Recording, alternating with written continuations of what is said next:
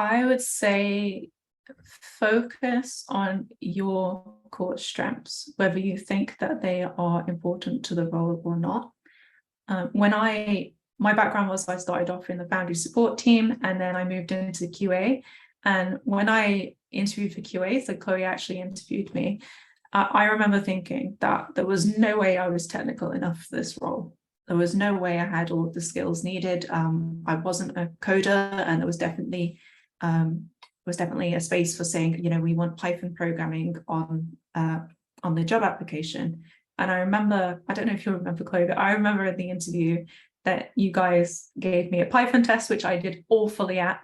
And you said, why do you think you want this role? Or why do you think you'd be good at this role? And I remember that my answer was, you don't need another Python tester.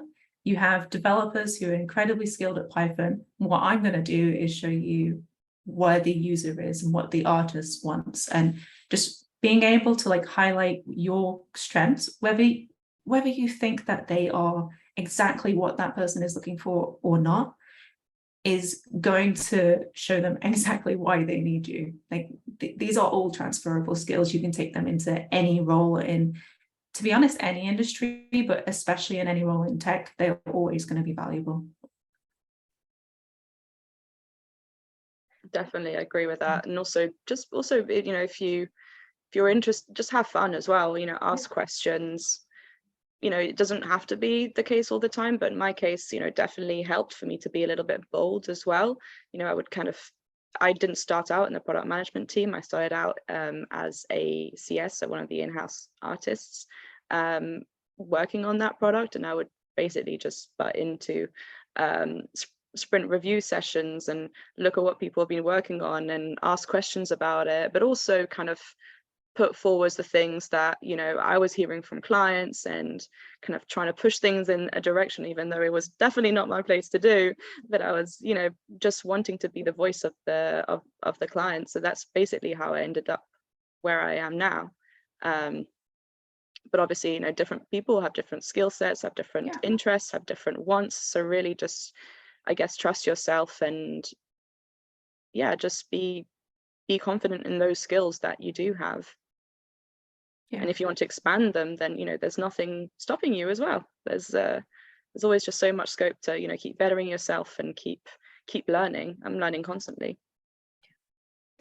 I think one of the main things that I hear a lot from friends in the industry and from women a lot is, I'm not technical enough, or I couldn't possibly do that, or I don't want to get into that. It feels like it's difficult, or what if I don't know what I'm talking about? A lot of imposter syndrome. And I think one of the main approaches that I've always had is that, number one, if you can't explain something to me, then it means that you're not explaining it right, because I know I'm not an idiot. And just having that understanding and that belief in yourself and in the fact that you deserve to be there, right? We could all say that, oh, there's someone else more qualified than me for this role, or this person will be able to do it better. But I think if you know your stuff, and if you're willing to listen and you're willing to learn, then there's no reason that you shouldn't be there, or that you don't deserve the role. I think a lot of the time we get inside our own heads and we convince ourselves that we can't do something, or that we're not worthy of it, or that we have to know absolutely everything about something before we can open our mouth on a subject. But really, I think that my advice is just to believe that you should be there, and that you can do it, and that you can make good decisions, and that you can work with people, and that you might not always be right, but in a way that doesn't matter. So I'm saying be confident, and I know that sounds more difficult than it actually is, but be confident in your right to exist in this space, in this environment, is my advice, because you do have the right. What you have to say is important, and there is as much reason for you to be a product manager as anyone else with any other qualifications, as long as you can think in the right way. Yeah, definitely. I think it's important as well to not shy away from showing that you're passionate about something. We as women can often be told, especially in the tech industry, that showing your passion, showing you're emotional can be, a step back or a bit of a hindrance. I wholeheartedly disagree with that. I think all of my career moves and progression has been defined by being passionate about the product, about wanting to help out more, about wanting to care more about the industry. But absolutely what Chloe said about imposter syndrome, that's something that I know I definitely suffer from. Even every single day, waking up to start product management, thinking, oh no, do I know what I'm doing? I do. It's fine.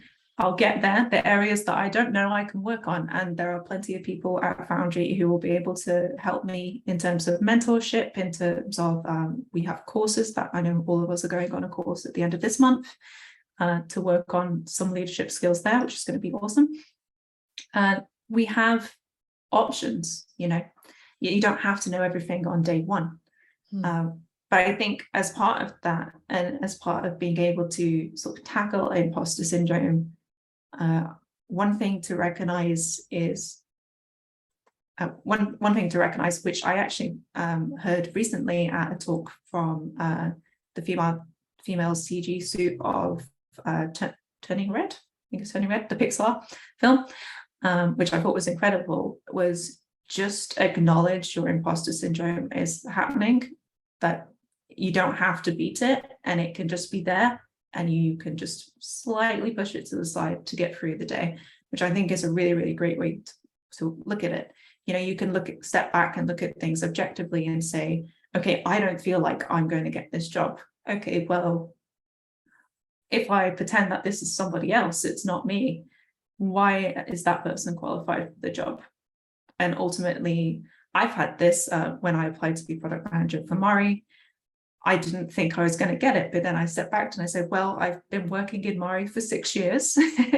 I understand the user. I understand what's happening in the tech side, obviously not to the same level as a developer, but ultimately, these are core skills that they would be looking for in a product manager. And just being able to take myself out of it and stop thinking about me and stop thinking, okay, this is a job, it's not a life-changing moment, can be really, really helpful, I think, in terms of tackling that confidence level.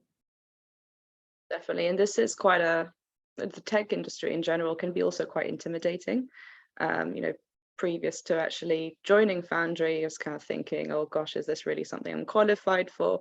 Also bearing in mind, none of the jobs I've ever applied for, I've never even met half of the requirements on the job spec. So, you know, don't let these kind of things hold you back. But yeah, no, it is quite intimidating. It's an industry where, you know, it's quite male dominated and there's quite a few loud voices. So I was very nervous going into that.